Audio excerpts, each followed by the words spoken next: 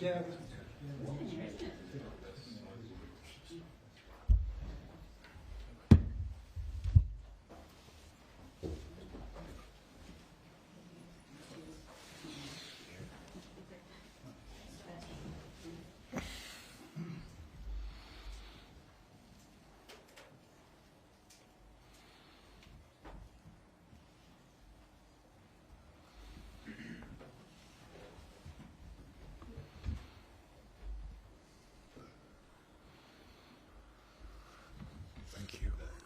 Thank you. Cheers, mate. Oh.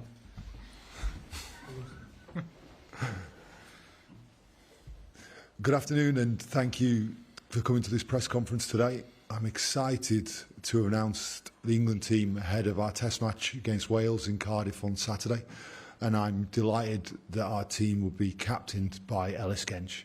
Ellis and I will happily take your questions. Thank you. Hi Steve. Firstly, please could you give us an idea if there are any injury updates for everyone? See, as you know, there's a number of players that are recovering really well from injuries from previous times. We've had Tom Curry twisted his ankle this week, so he's going to miss a few days, potentially a couple of weeks, but expect that to be the maximum. Thank you. And can you give us a bit of an idea into your thinking in going about selecting the sites on Saturday? Yeah, well, I think that the players that play on Saturday have trained really well, and their selection in this squad as we look ahead. This test match is an important step in terms of the way we prepare our squad for the World Cup. But I'll be very clear and straightforward with the players. This is a test match against Wales that we aim to go and play very, very well in. Obviously a last chance to look at things before you name your World Cup squad on Monday. Can you chat to us a bit about Tom Pearson, obviously uncapped but selected to start on Saturday? Yeah, I think that we've got a number of players that have come into this squad and I think have done really well through their performances at club level and then the performances in this camp. Tom Pearson, Theo, Tom Willis, they've been tremendous, and I'm excited to see these guys go on Saturday. A question for Ellis, if that's okay. Can we just ask you a bit about Wales? Is it fair to say a bit of an unknown at the moment? What are you expecting to see from them at the weekend? I don't know if I'd use the word unknown. I think traditionally all the test matches between Wales and England are test matches. I think we're reasonably sure that it's going to be a big physical encounter, and obviously Wales and English, with that rivalry that's always been built up over the years, it should be a real good one. Could I just ask you, Alex, how much of a relief is it in the squad that you're actually going to finally get to play a game?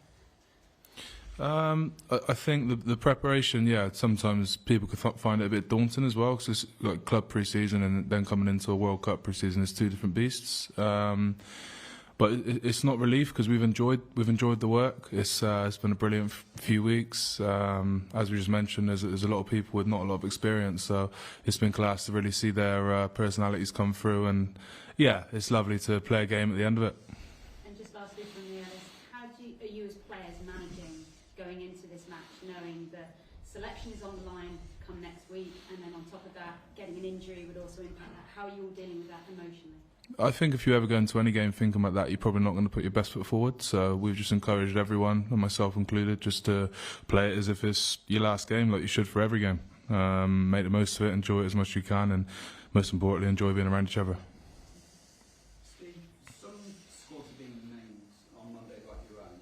Some are waiting a couple more weeks to get the warm-up games that way. Can you just sort of talk us through your thinking of why you decided to sort of go on Monday? So the reason why we are announcing our squad on Monday revolves around the time I want to concentrate on building the cohesion of this squad, the time together. Now, the situation we have is one that I think is different to most other countries, in the sense that most countries have used this 4 years to build gradually, understand their players, understand their combinations. For us, that's not the way things have been for us. So therefore, I'm ensuring that we maximise every minute of training we have with our players that are going to be playing in the World Cup. And Alice, just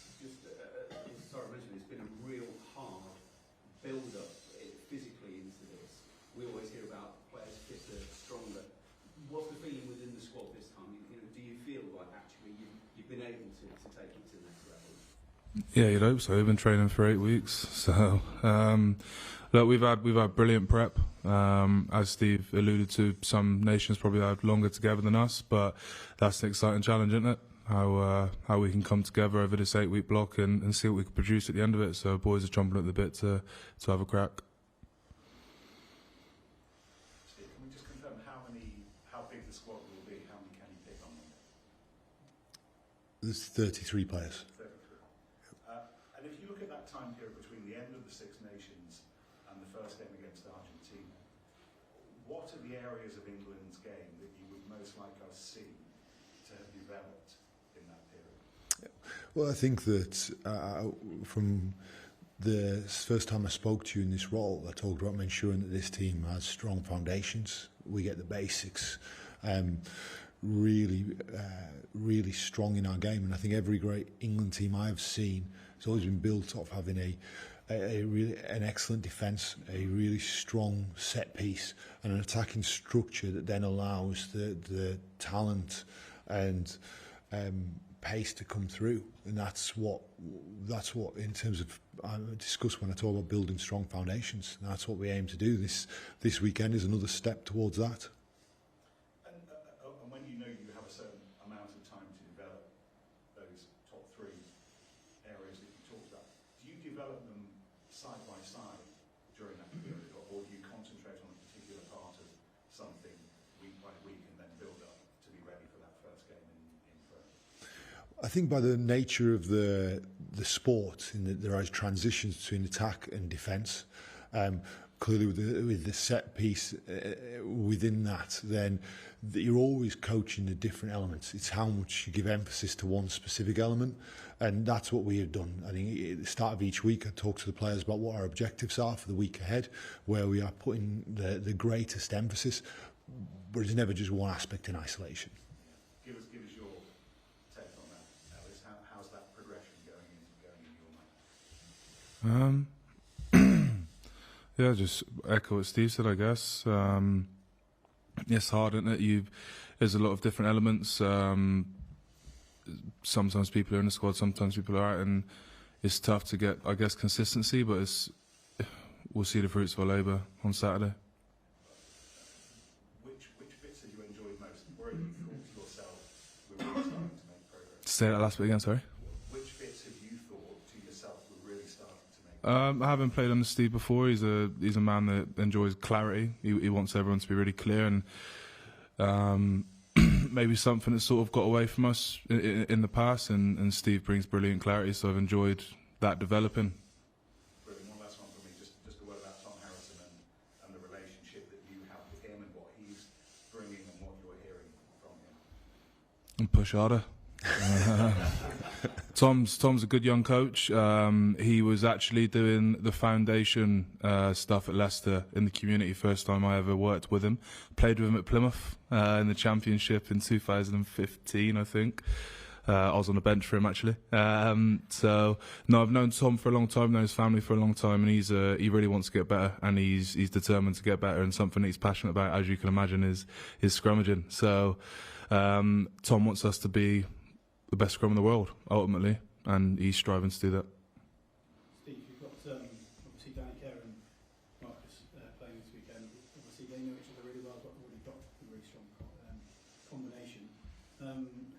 What do you see from both of them? Can you just talk through why they get their chance now? Because obviously Danny's supposed to get a bit of time, that's come back in, and obviously Marcus has been fairly regular, facing your score set. Yeah. What I would like them to do is to bring their skill set onto the pitch on Saturday and their leadership onto the pitch. And that's what I speak to them about. I think they're both fantastic players that are experienced playing a lot together. And I think that combination at 9 and 10 and that understanding with each other is really important. And they play big games together. And that's, I'm looking forward to seeing them on this stage on Saturday night. Blend of the half-back you've got in both positions across the 6 Guardian squad at the moment. There's a lot of talent and a lot of competition there. Yeah, and I think there's plenty of depth of talent in many positions across the squad, and I see the players competing, yes, but I think collaborating and working together really tremendously well throughout this camp. And it's, what's it mean to you to captain England and also having been named one of the vice captains for the World Cup? I've always said this. I find it hard to reflect on moments in my career right now. I think I'll be someone who ends their career and looks back and thinks a lot more deeply about it. I don't like to sort of get lost in the moment of when things happen. Obviously, it fills me with joy and pride, but I sort of get that from the messages from my family and stuff. I don't tend to sort of rest on my laurels in that respect. But yeah, it's the ultimate, isn't it? Captain of your country. Steve's done it himself, and I've got great people around me to advise me on what to do, but I'll just try and be myself, to be blunt. Thank you very much. Right. Okay, that concludes the